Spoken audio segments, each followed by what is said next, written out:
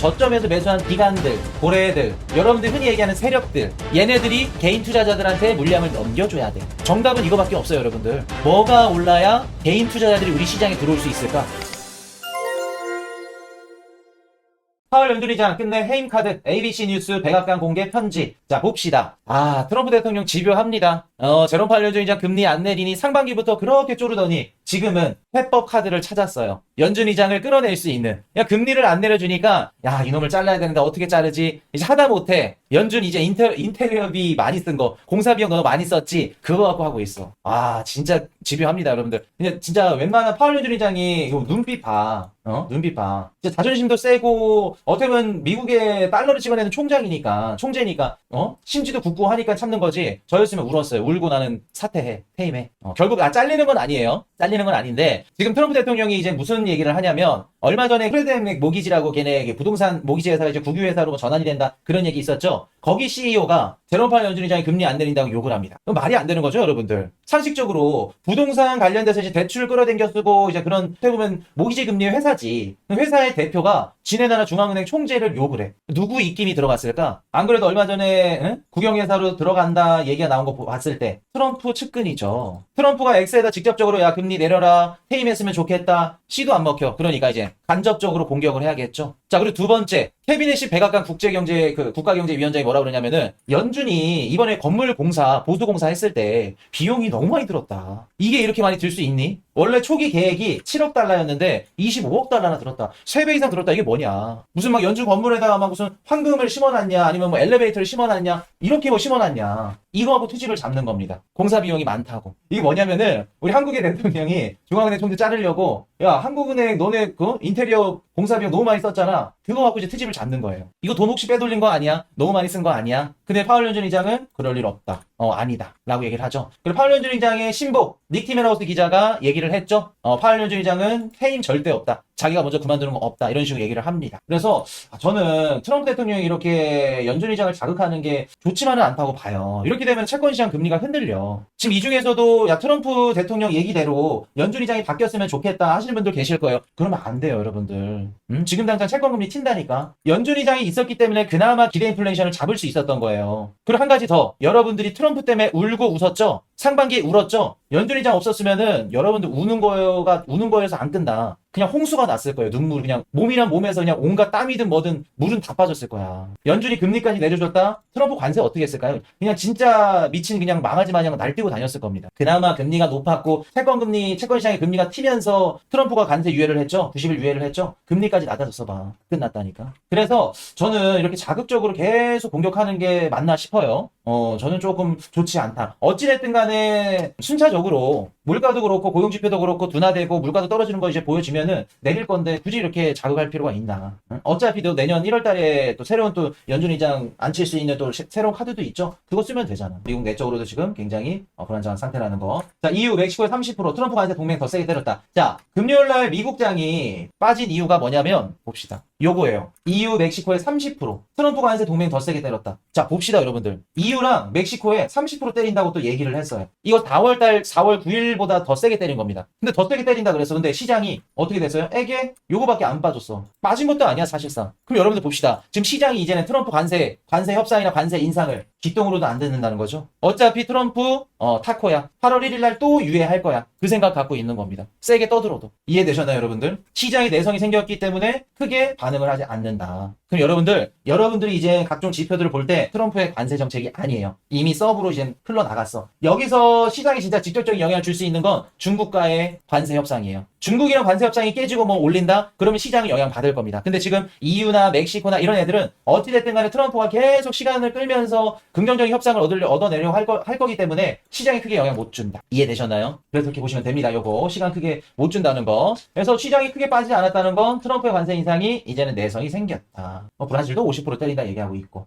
캐나다의 35% 관세 서한 미국의 협력 안에서 그냥 망아지처럼 날뛰는 겁니다. 미국 증시 받쳐주지, 채권시장 금리 받쳐주지, 뭐 암호화폐시장 리스크성 자산도 괜찮지. 무서울 게 없죠. 여기다 금리 인하까지 해주면은 이제 트럼프는 다 가졌죠. 이런 식으로 지금. 자, 미국 인플레이션 심화됐나? 반도체 자동차 자동차 등 수출 주목. 7월 15일 미국 CPI 발표되죠. 이따 미국 CPI 어떻게 나올지 말씀해 드릴게요. 7월 달이 굉장히 힘들고 변동성이 심한 달이다. 대신 상승 추세는 꺾이지 않았다라고 말씀을 드렸죠. 7월 초에 우리 지뢰밭에 심어져 있는 지뢰 관세 유예도 있었고, 그리고 독립기념일 발표도 있었고, 그리고 고용지표도 있었고, 이제 그 중에 한 가지 미국 물가 내일 발표됩니다. 내일 물가 발표 보시면 되겠죠. EU 멕시코 관세 여파주 CPI도 관건. 자, 3,000달러 돌파한 이더리움 수익형 자산으로 진화. 8,000달러 간다. 자, 이더리움 여러분들 좀 마이너스 양전했어요? 회복했어요? 저는 아까 방송하기 전에 봤거든요. 예전에 이더리움 매수한 거 제외하고 제가 올해 1월 아마 중순 말 정도 될 겁니다. 1월 중순 말에 제가 멤버십 분들 보여드리면서 이더리움 샀다고 말씀드렸었죠. 기억나세요? 1억 얼마인가 2억 원치 내가 산 거 보여드렸었잖아. 그때 그 가격으로. 기억나시는 분? 그게 마이너스 50몇 프로까지 갔었거든요. 그거 양전했어요. 코시님 덕에 진작에 양전했어요. 잘하셨어요. 그거 양전했더라고요. 그러니까 올해 1월 달에 매수했던 이더리움이 오늘 양전했다. 50몇 프로 올랐다. 그 뜻입니다.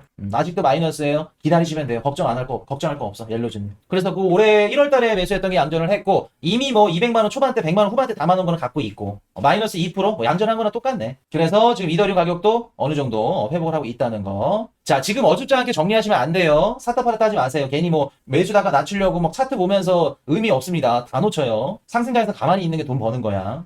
물타도 아직은 마이너스 50%인데 마이너스 15%? 잘하셨어요. 자, 비트코인 사상 첫 12만 2천 달러, 3천 달러 돌파했죠? 축하드립니다, 여러분들. 비트코인 가격이 계속 사상 최고치를 갱신하고 있죠. 말씀드린 대로 비트코인 가격 쭉 올라갑니다. 그리고 이번 달은 비트코인 가격이 얼마나 올라가는지 계속 보자.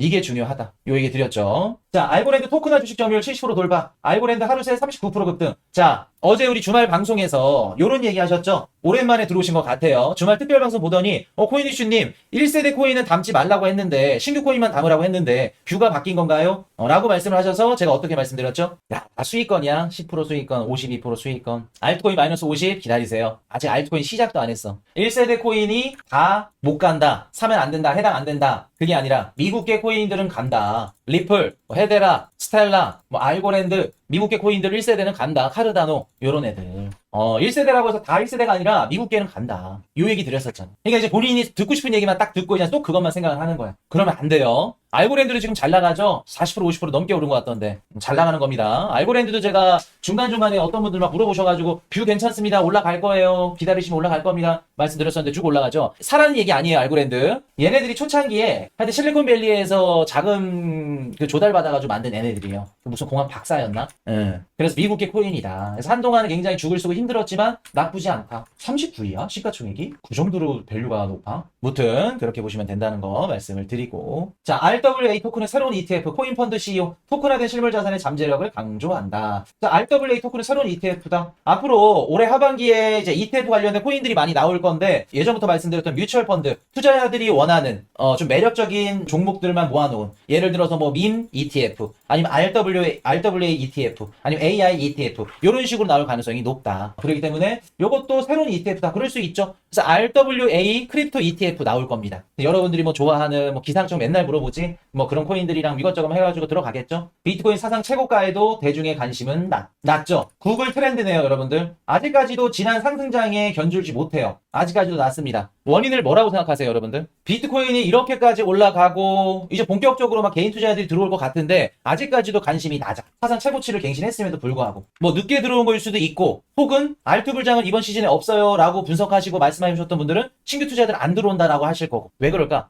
국장 때문에? 챗GPT 때문에 구글 트렌드가 반영이 안 됐어? 그것도 영향이 있죠. 여러분들, 제가 방송에서 지금까지 작년부터 올해까지 이번 상승장에서 알트코인 상승장, 알트 불장이 올 가능성이 높다고 말씀을 드렸나요? 아니면 낮다고 말씀을 드렸나요? 높다고 말씀을 드려왔었죠. 대다수의 분들까지는 아니지만 많은 분들이 어떻게 얘기를 했냐면 알트코인 안 와요. 알트 상승장은. 왜냐면 비트코인 현물 ETF가 생기고 나서 이젠 우리 암호화폐 시장으로 들어오는 유동성 창구가 바뀌었습니다. 그동안에는 우리 암호화폐 거래소로 들어와서 비트코인에 있던 자금들이 이더리움, 뭐 알트코인, 리플 이런 식으로 흩어졌다면 이제는 비트코인 흡성 대법이 안 됩니다. 왜? ETF 창구로 달러로 들어가니까. 그럴싸하죠? 근데 그렇지 않아요. 알트 불장 온다고 말씀드렸죠. 아직도 알트 불장 왔다고는 얘기 못해요. 작년 하반기 토탈3 기준에서 작년 하반기 정도는 와야지 알트 불장이 왔다고 할 수는 있습니다. 아직까지도 알트 불장이 왔다 안 왔다는 누구든 정확하지 않아요. 정답이 없어. 몰라. 근데 저는 알트 불장이 올 가능성이 매우 높다고 말씀드린 이유 중에 한 가지가 뭐냐면 비트코인이 전고점을 넘었어. 사상 최고가야. 그런데 우리 암호화폐 시장에 유입이 없죠. 크립토 투자자들 혹은 이더리움이 됐건 비트코인이 됐건 어찌됐든 간에 저점에서 매수한 기관들, 고래들, 여러분들 흔히 얘기하는 세력들, 얘네들이 어찌됐든 간에 개인 투자자들한테 물량을 넘겨줘야 돼. 근데 비트코인이 사상 최고치를 넘었음에도 안 들어와. 우리 암호화폐 시장에, 크립토 시장에. 그럼 기관들과 세력들은 이거를 개인 투자자들한테 못 넘겨줍니다. 물량을. 그럼 어떻게 해줘야 될까? 정답은 이거밖에 없어요, 여러분들. 뭐가 올라야 개인 투자자들이 우리 시장에 들어올 수 있을까? 비트코인 오른다고 이제 안 들어와요, 여러분들. 비트코인 1억 6천만 원 하면 누가 살 수 있다고 생각해요? 안 사요. 업비트 들어와서 비트코인 지금 1억 6천만 원 사는 사람 진짜 머리에 총 맞지 않는 이상 힘들어요. 나는 진짜 비트 맥시멀 리스트야. 코인시 방송으로 비트를 뭐 끝까지 모아갈 거야. 그런 분들 아닌 이상 못 사요. 알트죠. 알트죠, 여러분. 여러분들이 좋아하는 뭐 리플, 카르다노, 뭐 이더리움. 얘네들이 올라야 어디로 들어온다? 크립토 시장에 자본이 들어온다. 자본이 들어오면서 기관들과 고래들이 그동안 담아왔던 저점에 매집했던 비트도 될 거고 이더도 될 거고 알트들을 어떻게 해야 된다? 개인들한테 넘겨줘야겠죠. 그냥 단순히 ETF 창구 때문에 우리 시장에 안 들어와요. 그거는 진짜 1차원적인 분석이에요. 딱 분석만 들어갔을 때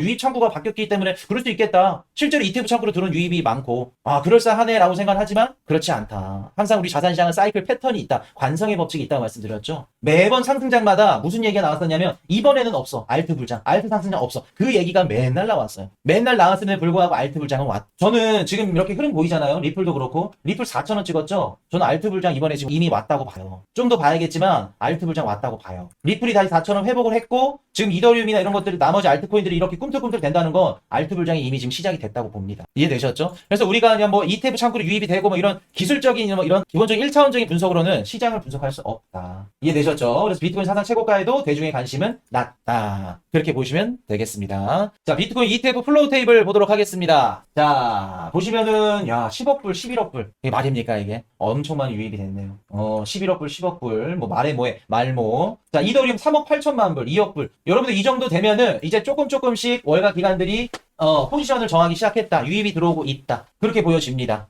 이더리움 ETF도 어느 정도 유입이 들어오고 있다. 요 정도면은 유의미한 액수예요. 요게 어느 정도 자금이냐면 비트코인 현물 ETF가 처음 작년 상반기에 승인되고 나서 얼마 지나지 않고 나서 이제 괜찮을 때 흐름이 유입이 될 때 그 정도 액수예요. 요 정도면 이더리움 이젠 본격적으로 스타트하겠다. 언제 올라갈지 모른다. 그렇게 보시면 돼요. 7월 15일 미국 CPI 발표되죠. 내일 예상치가 2.6입니다. 당연히 전월 대비는 올랐겠죠.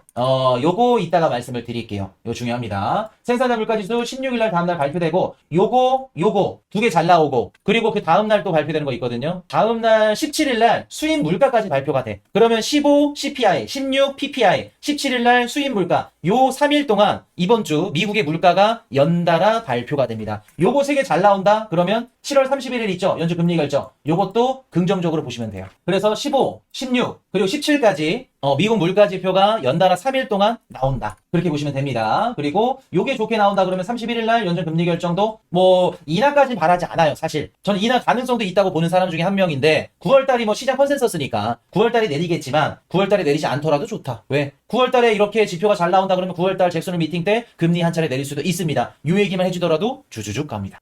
채권 시장에 선반영됩니다. 그렇게 보시면 되고 소매 판매는 살짝 오를 거다. 그렇게 보시면 될 것 같아요. 살짝 오를 가능성이 높다. 그리고 막 크게 꺾이지 않는 이상 크게 중요하지 않다. 신규 실업자 청구 건수 스킵, 신규 주택 판매 스킵, 일본 금리 결정, 금리 올릴 수 있어요. 20일날 참여 선거죠. 그렇기 때문에 일본에서도 중대한 이런 정치적인 활동들이 끝납니다. 그렇기 때문에 20일 이후부터는 미국과의 관세 협상도 긍정적으로 될 가능성이 높고 그리고 일본 금리 결정도 인상할 수 있다. 그렇게 보시는 게 옳다. 그리고 30일날 GDP 이제 본격적으로 2분기 GDP 발표되죠. 속보치 발표됩니다. 여러분들 지금 2분기 GDP 좋게 나올 것 같은데 아무리 못해도 2%는 넘을 것 같은데요. 그럼 시장은 나쁘지 않습니다.